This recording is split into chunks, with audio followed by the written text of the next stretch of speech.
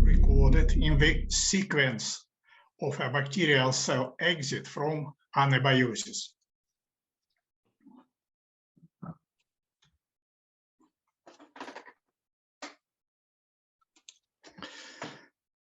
To date, many prebiotic models have been proposed that are considered as precursors of primary living cells.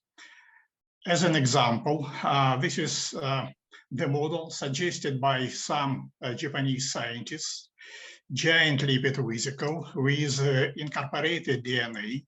The next step, amplification of DNA within the vesicle, and the last step, division of the vesicle into two components along with amplified DNA. The same process is shown in pictures. And this model, as well as other prebiotic models, possess some properties which are peculiar to living cells. For instance, catalytic activity, ability for division, and even self-replication. However, all these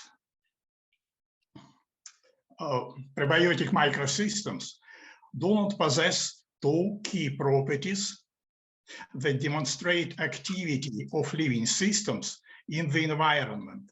First, the ability to boundless expansion that demands surplus free energy, and purposeful behavior that demands surplus information. The same Japanese scientists illustrated this principal gap between prebiotic microsystems and the living cells in this picture. On the left, main types of prebiotic models, on the right, living cells, and between them, mysterious evolution jump, or the missing link. Let's discuss the possible reason of this evolutionary leap. On the next slide, it is shown the border between life, root of the phylogenetic tree, and non-living prebiotic microsystems. Let's consider this border from the 2 points of view, from chemistry and thermodynamics. From a chemical point of view, there proceed complication during the prebiotic evolution, complication of systems and organic compounds. In this context, the biological evolutions looks like a natural continuation of chemical evolution. However, from the point of view of thermodynamics, there exists the principal difference between them. The thermodynamic microstate of a system is determined by the balance between the contribution of free energy on the one hand and the contribution of entropy on the other hand. And from this point of view, the tendency of existence of evolution of this type of system is opposite. Prebiotic microsystems as non-living systems exist with the tendency to rise in the long run, rise in entropy that follows and coincide with the second law of thermodynamics, while living systems in the paradoxical way evolve with the concentrating of free energy and information. That means that between prebiotic microsystems and primary living cells, there exists negentropy, negative entropy barrier. And any kind of prebiotic microsystem cannot be transformed into primary living cell simply by means of gradual complication of organic matter. To transit, they demand thermodynamic inversion, That means the transition from a system that develops and evolves with increase in entropy into the system which increase in free energy and information.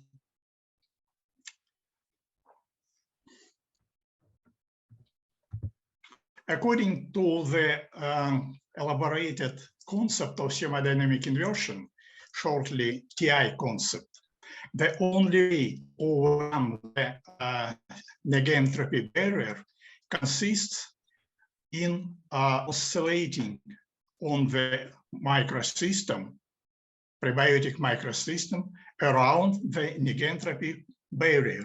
It is possible if the microsystem obtains input of free energy that is so huge and fast that entropy does not have time to fully compensate for them.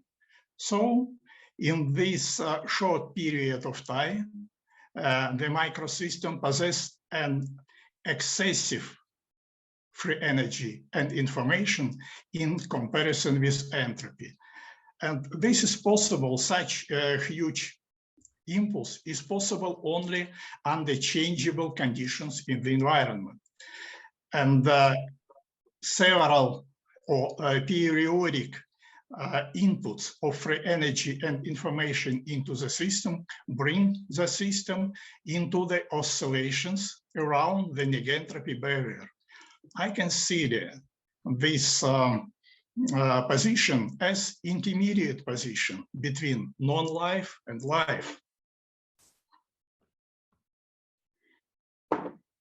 When the system is above the negentropy barrier, it possesses excessive free energy and information that facilitate its effective response to changes in the environment. That means stress response.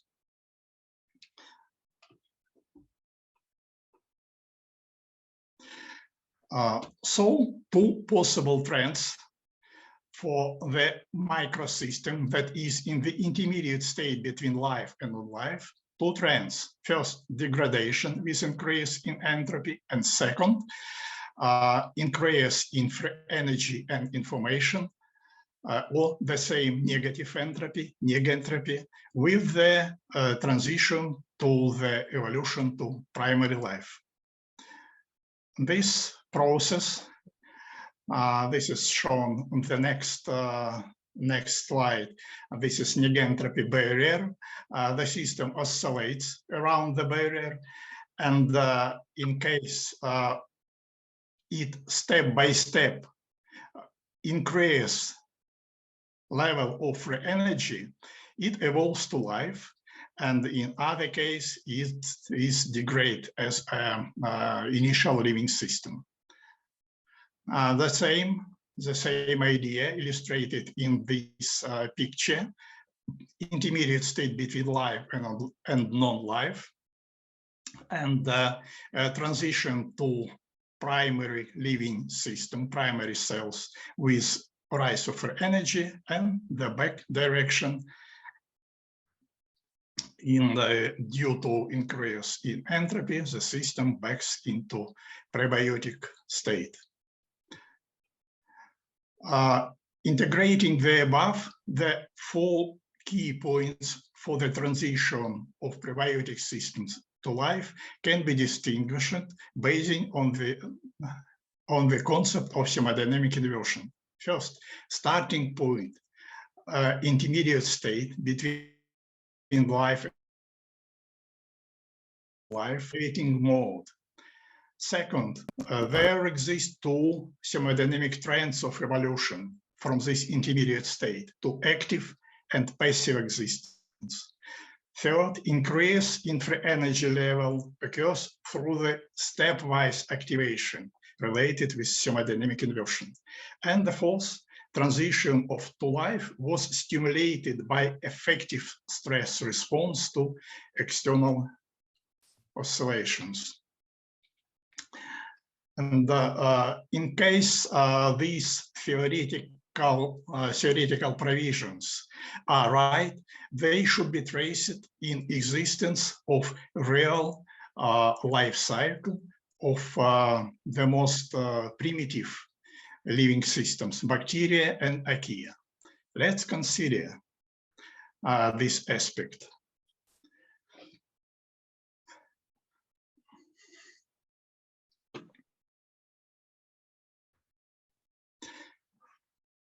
Actually, all bacterial population exists in two states: active, this is free living forms, and passive existence. This is anabiosis or suspended animation. And any bacterial population can transit from active state to passive state and back. And the steps of these transitions in the context of metabolic changes are well explored in the theory of anabiosis. And these stages and this succession of metabolic transformations is universal.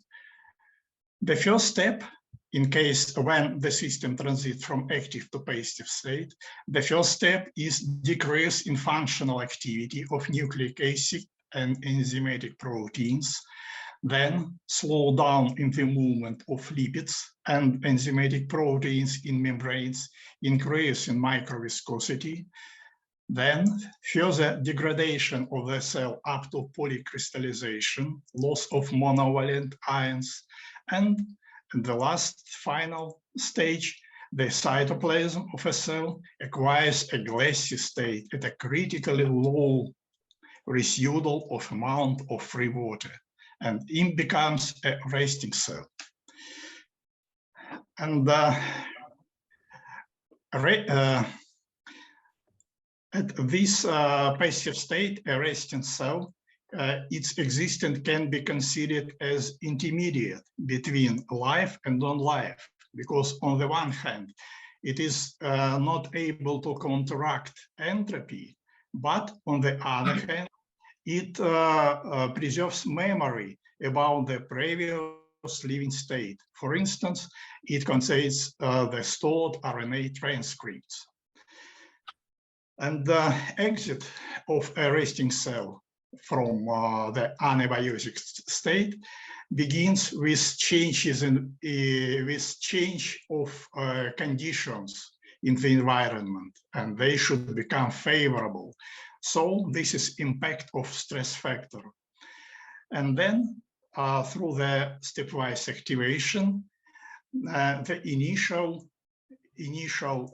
changes in the resting cell consist in increase in respiratory activity, watering of cytoplasm, and entry of monovalent ions into the cell.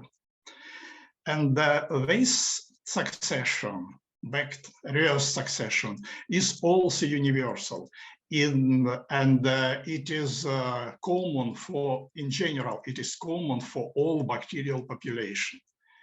The next step, next stage, the energy-giving transport and barrier function of cytoplasm membrane begin to recover. A period of synthesis of enzymatic proteins for which transcription templates of messenger. And at the last state, a rising of the growth cell cycle, the genetic apparatus completely restores. Can I just interrupt a minute? Maybe 5 minutes? But I know we started late, so it's okay. Carry on, please. I am talking 15 minutes only. I will try to complete shorter my presentation. I think just carry on. Mm-hmm.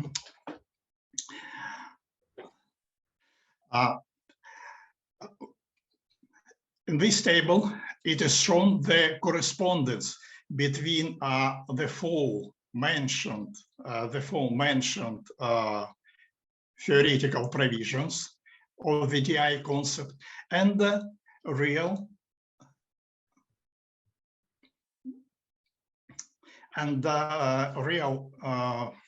provisions of the well-explored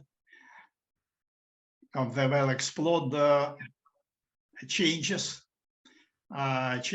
in the theory of anabiosis, and basing on the compatibility of the theoretical provisions and real steps in life cycle.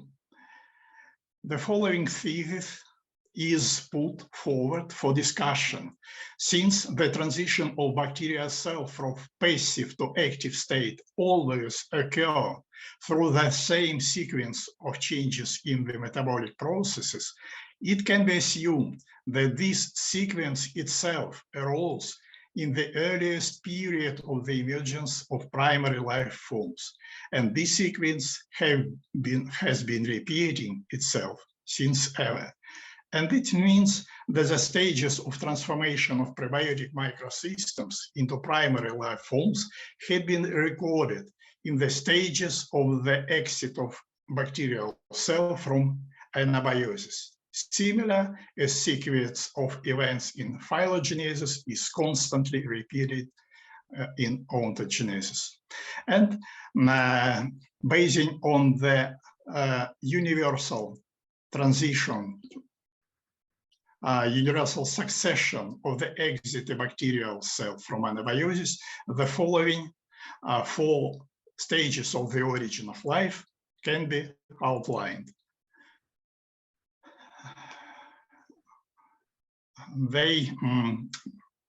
This process proceeds during pulsating migration of hydrothermal fluid to the surface. 4 stages. First, prebiotic microsystem, self-assembly of a cluster of prebiotic microsystems, complex lipid membranes with incorporated polyamino acids and other components. This is depth and temperature. Second, protocell, that system is in the intermediate state between life and non-life. There appears energy-giving process of respiration, redox reaction, local watering of membrane. Third, probionts, primary living subcell, or increase in respiratory activity, transport and energy-giving functions in membrane arises, the protein synthesizing apparatus, and so on. And last 4 stage, formation of progenotes reconstructed by weather, formation of growth cell cycle, and the genetic apparatus began to form at this informational basis. This is the most suitable area for the origin of life, where high frequency fluctuations of parameters in hydrothermal systems available. And 4 stages. First, and this stage, prebiotic microsystem. Second stage,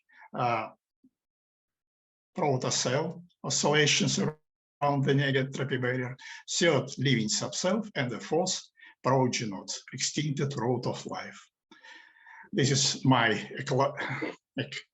acknowledgements and summary. The sequence of the origin of life processes is recorded in the life cycle of a bacterial cell and repeats when it emerges from anabiosis. And compatibility of the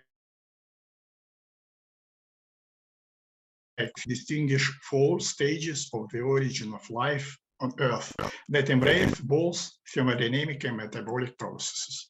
It can be written. Thank you for your attention.